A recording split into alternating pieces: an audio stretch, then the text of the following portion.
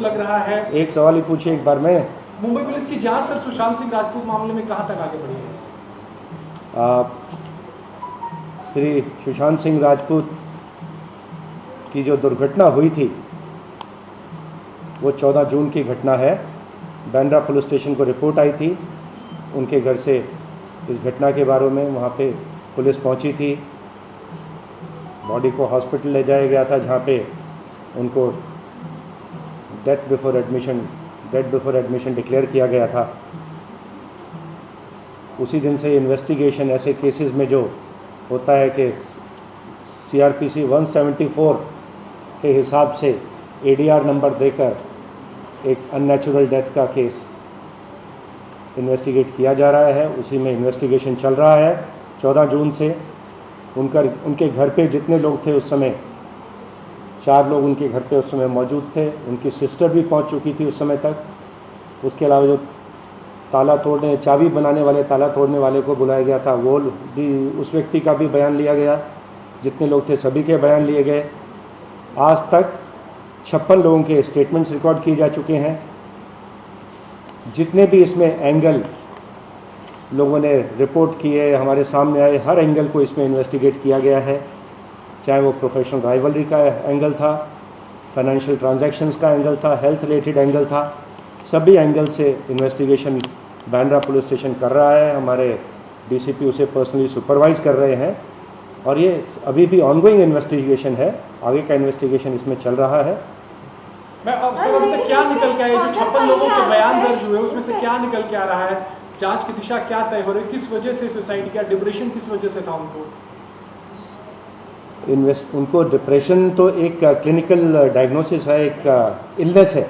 किस कारण से इलनेस होता है ये तो डॉक्टर्स ही बता सकते हैं, उसके बारे में तो हम कुछ बोलेंगे नहीं।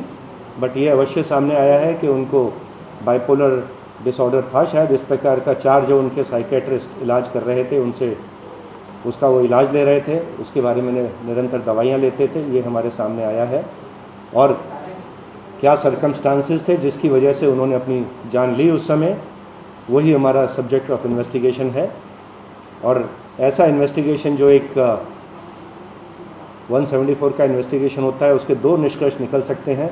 या तो इन्वेस्टिगेशन के बाद ये निष्कर्ष निकल सकता है कि इसमें कुछ क्रिमिनलिटी नहीं है, ऐसे में उसे ADR फाइनल के लिए मजिस्ट्रेट कोर्ट भेजा जाता है, मजिस्ट्रेट उसको एग्जामिन करके क्लोजर करता है। या इन्वेस्टिगेशन के दौरान ये सामने आता है कोई क्रिमिनलिटी है तो उसको एक कभी किसी भी समय उसमें IPC के हिसाब से गुना दाखिल करके आगे का इन्वेस्टिगेशन किया। उनके फादर का ये आरोप है कि हमें मुंबई पुलिस की जांच पे भरोसा नहीं है और उनके फादर ने जो स्टेटमेंट दिया है रिया चक्रवर्ती के बारे में, वो स्टेटमेंट मुंबई पुलिस को नहीं दिया था। श्री सुशांत सिंह राजपूत के पिता श्री, उनका नाम क्या था, कृष्ण कुमार सिंह और उनकी 3 बहनों का नीतू सिंह एंड करिश्मा एंड उनके ब्रदर इन लॉ का स्टेटमेंट 16 तारीख को रिकॉर्ड किया गया था। हमारे पास स्टेटमेंट्स भी हैं और उस स्टेटमेंट में उन्होंने कोई शक व्यक्त नहीं किया था। ये सभी स्टेटमेंट्स उनके जो ब्रदर इन लॉ पुलिस में हैं श्री OP सिंह, उनकी प्रेजेंस में रिकॉर्ड किए गए थे। जो उन्होंने बताया उसमें उस हिसाब से इन्वेस्टिगेशन भी किया गया। लेकिन ये उन्होंने अवश्य कहा था प्रत्येक ने के स्टेटमेंट उन्होंने अपनी जान ली है, ना तो उन्होंने कोई मर्डर का आरोप किया, ना कोई उन्होंने सस्पिशन बताया और ना किसी व्यक्ति से उनकी शिकायत थी। इस प्रकार के बयान उन्होंने उस समय दिए थे। और जो कानून में CRPC में क्रिमिनल लॉ में फर्स्ट इन्फॉर्मेशन होती है उसकी बहुत सैंक्टिटी होती है। फर्स्ट इन्फॉर्मेशन उसके श्री कृष्ण कुमार सिंह ने मुंबई पुलिस को दी थी, जो उनकी स्टेटमेंट के उनकी साइन स्टेटमेंट हमारे पास है, उसमें रिकॉर्डेड है हमारे पास। और उसके ऊपर कानून में भी जो फर्स्ट इन टाइम होता है, अनकरप्टेड वर्जन, बिना आपको सोचा समझा आपका वर्जन नहीं होता, जो आपको इमीडिएटली मालूम होता है, वो वर्जन जो आप रिकॉर्ड करते हैं वो हमारे पास है। उसके बाद भी लेकिन हमने उनके सिस्टर्स को दोबारा बुलाया करॉबरेशन के लिए, जो फैक्ट सामने आए थे। उनकी सिस्टर्स उसके बाद से हमारे इन्वेस्टिगेशन जो है नहीं हुई है।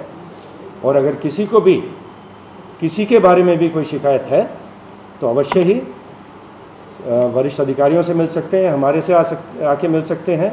और कोई भी उनकी अगर किसी एंगल से वो चाहते हैं इन्वेस्टिगेशन किया जाए, हम अवश्य इन्वेस्टिगेशन करेंगे।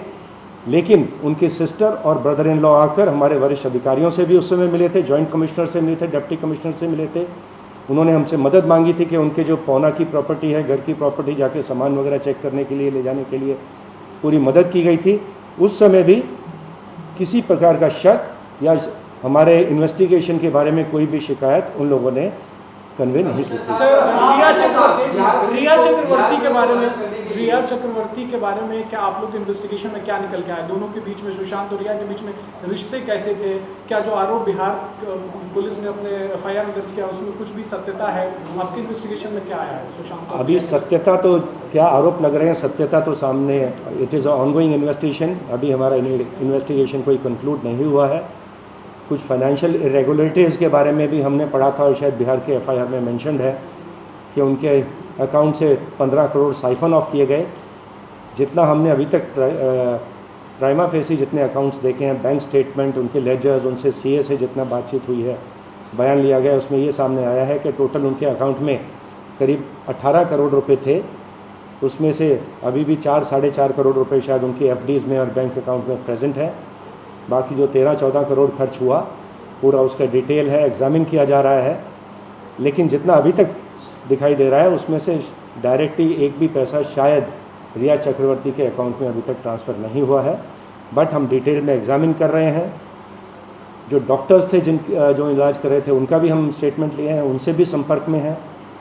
और जो उनके घर से उनका लैपटॉप या फ़ोन भी जब्त किया गया, उसको भी टेक्निकल एविडेंस भी एग्जामिन की जा रही है, वो भी हमारे सामने है।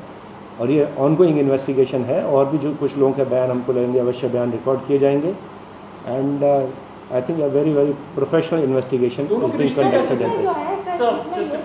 फादर और जिन्होंने कंप्लेंट की थी, उनका स्टेटमेंट आपने लिया। परिवार का पहले आरोप ये था कि वो डिप्रेशन में था। उसके बाद उन्होंने बिहार पुलिस को जाकर पूरी की पूरी कंप्लेंट जो है रिया चक्रवर्ती के सामने। क्या लग रहा है आपको पूरे मामले में 45 दिन के बाद बिहार पुलिस जाके FIR करती है? किसी भी पुलिस फोर्स को अगर उनके पास कॉग्निजेबल ऑफेंस का कंप्लेंट आती है, गुनाह दाखिल करने का अधिकार है CRPC के हिसाब से, सुप्रीम कोर्ट की भी गाइडलाइंस है उसके हिसाब से। लेकिन अगर गुनाह आपके जुरिस्डिक्शन के बाहर का है तो जो हमारी जानकारी है उसके हिसाब से उसको 0 नंबर का FIR नंबर देकर जो जुरिस्डिक्शनल जो पुलिस फोर्स होती है वहाँ पे ट्रांसफ़र किया जाता है। यही पद्धति हम भी फॉलो करते हैं। बिहार के भी कंप्लेंट्स कभी हमारे पास प्राप्त होते हैं तो गुनाह दाखिल किया जाता है और 0 का नंबर देकर बिहार पुलिस को ट्रांसफ़र कर दिया जाता है। तो हमारी जानकारी के हिसाब से तो यही प्रोसीजर है, CRPC का प्रोसीजर यही है। जो जुरिस्डिक्शनल कोर्ट होती है वो भी CRPC के हिसाब से मुंबई की कोर्ट हो जाती है। तो उन्होंने जो आके हमारे पास हमसे डॉक्यूमेंट्स वगैरह शेयर करने को कहा है, हमने उसके बारे में लीगल ओपिनियन मांगा है। यदि बिहार पुलिस के पास कोई ऐसी कानूनी जानकारी है कि जिसके हिसाब से उनको मुंबई में इन्वेस्टिगेशन करने का अधिकार मिल गया है ऐसी घटना के बारे में जो कि मुंबई की जुरिस्डिक्शन में हुई है, तो हम अवश्य ही चाहेंगे कि वो कानूनी पॉइंट, लीगल पॉइंट हमसे शेयर करें ताकि हम भी उस पर आगे कार्रवाई कर सकें। बिहार पुलिस ने मुंबई आने से पहले आप लोगों से कहा था कि उनकी 4 लोगों की टीम मुंबई आ रही है। ये इसकी जानकारी मुझको नहीं है। सर, रिया चक्रवर्ती से सुशांत के रिश्ते कैसे थे सर? क्या जांच में सामने आया कि दोनों के रिश्ते किस तरह? क्या है आपका रिया और सुशांत से ये पूछना चाहूंगा कि लीगल ओपिनियन जो है लेने की बात चल रही थी कि हम बिहार पुलिस को कोऑपरेट करें, यानी कि इस पे लीगल ओपिनियन ले गए। 1 हफ्ता का वक्त बीत चुका है, कब तक जो है लीगल ओपिनियन मिल पाएगी? नंबर 1 और नंबर 2, ये आपको नहीं लगता कि पूरे देश में जो है इस नॉन कोऑपरेशन की वजह से मुंबई पुलिस की छवि धूमिल होगी और शीशा लेकर हो रहा है? नॉन कोऑपरेशन का सवाल ही नहीं उठता। लीगली हम एग्जामिन कर रहे हैं कि जुरिस्डिक्शन उनका बनता है कि नहीं बनता। हम उसके हिसाब से जो भी हमारे पास करेक्ट लीगल, मैंने कहा कि मेरी जानकारी के हिसाब से तो जुरिस्डिक्शन हमारी बनती है। अगर उनके पास कोई जुरिस्डिक्शन के बारे में कोई विशेष अधिकार है तो हमको बताया जाए। हम नॉन कोऑपरेट नहीं कर रहे हैं, हम लीगल कार्रवाई कर रहे हैं, प्रोफेशनल इन्वेस्टिगेशन कर रहे हैं। There is no question of non cooperation. Bihar police कह रही है रिया चक्रवर्ती जो है वो फरार है। मुंबई पुलिस के बारे में क्या जानकारी सर? क्या फरार है रिया चक्रवर्ती? हमने अपने इन्वेस्टिगेशन में जो 56 लोगों को एग्जामिन किया है उसमें रिया चक्रवर्ती की स्टेटमेंट 2 बार ली गई है, 4-5 बार उनको पुलिस स्टेशन बुलाया गया है। एंड अवश्य हर एंगल से तपास इसमें की जा रही है एंड आगे भी हमारा इन्वेस्टिगेशन चलता रहेगा। रिया फरार है? रिया फरार है सर। मैं ये किस आधार पे कह सकता हूँ? पुलिस ने आखिरी बार मुंबई पुलिस से कब संपर्क हुआ? मुंबई पुलिस का आखिरी बार रिया से कब संपर्क हुआ था सर? कब संपर्क हुआ था? मुझे इस यार ऑर्डरली तरीके से कीजिए, कोई तरीका थोड़ी, कोई फिश मार्केट नहीं है। लेट इट बी ना ऑर्डरली बना। सर आपको दिशा सालियन और इस केस में क्या अभी तक कोई लिंक मिली है या दोनों ही सुसाइड के अलग-अलग? दिशा सालियन की जो सुसाइड का केस है वो 8 और 9 जून की रात का है।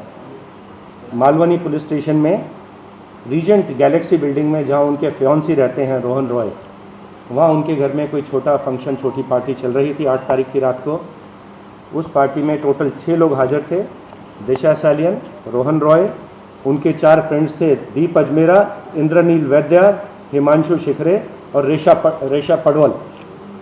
उस समय ये रात में दुर्घटना हुई थी जब उनको नीचे बिल्डिंग के नीचे गिरा पाया गया था। वहाँ से उन्हें शताब्दी हॉस्पिटल ले जाया गया था। पुलिस का इन्वेस्टिगेशन शुरू हुआ है, बयान नोट किए गए हैं, सीसीटीवी फुटेज देखा गया है। तो यही 6 लोग उनके घर पे उस दिन हाजिर थे, इससे अतिरिक्त कोई व्यक्ति वहाँ पे नहीं था। उनके माता पिता का बयान भी नोट किया गया है और उन्होंने भी इस बारे में कुछ शक नहीं बताया है। और जितनी जानकारी अब तक सामने आई है इन्वेस्टिगेशन में वो ये है कि वो शायद उनके प्रोफेशनल लेवल पे शायद उनके 2 अकाउंट्स कुछ ख़राब हो गए थे और उनको पर्सनल लाइफ में भी कुछ प्रॉब्लम थी, डोमेस्टिक प्रॉब्लम थी, जिसके कारण शायद वो डिस्ट्रेस थी। ये एक कारण उनकी सुसाइड का हो सकता है, लेकिन इसमें आगे इन्वेस्टिगेशन चल रहा है। लेकिन ये 6 लोगों से ज़्यादा वहाँ कोई व्यक्ति हाजिर नहीं थे। उन्होंने सिर्फ मार्च महीने में एक बार उनकी सुशांत सिंह जी से मुलाकात हुई थी। वो एक कॉर्नर स्टोर नाम की कुछ मैनेजमेंट कंपनी के लिए काम करती थी। उसके अलावा उनकी मुलाकात, जितनी हमारा इन्वेस्टिगेशन है, श्री सुशांत सिंह राजपूत से कभी नहीं हुई थी। एंड इस बात, जब उनका नाम श्री सुशांत सिंह राजपूत से लिंक किया गया, इसकी वजह से वो बहुत डिस्ट्रेस में थे, ऐसा बयानों में सामने आया है। और श्री राजपूत बार बार ये सर्च भी करते थे, अपना नाम बार बार नेट पर सर्च करते थे। वो पेनलेस सुसाइड सर्च करते थे और बाइपोलर डिसऑर्डर सर्च करते थे नेट पे जाके।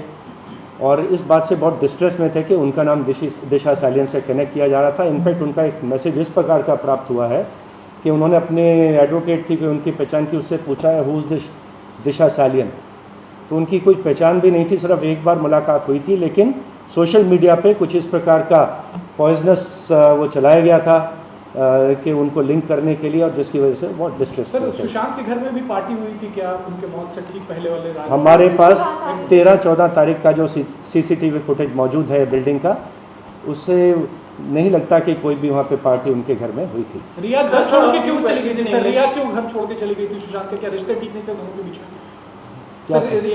क्या सवाल है आपका? Sir, the name of the Mumbai police is being targeted on social media, and ये सवाल क्या है आपका? प्रोफेशनल आप कोई सवाल पूछिए।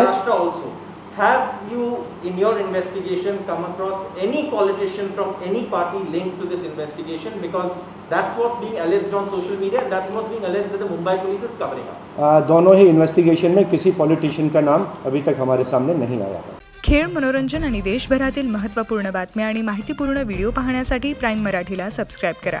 व्हिडिओ आवडल्यास लाईक करा, मित्रांसोबत शेअर करा आणि आपली प्रतिक्रिया कमेंटद्वारे अवश्य कळवा. पाहत रहा प्राईम मराठी.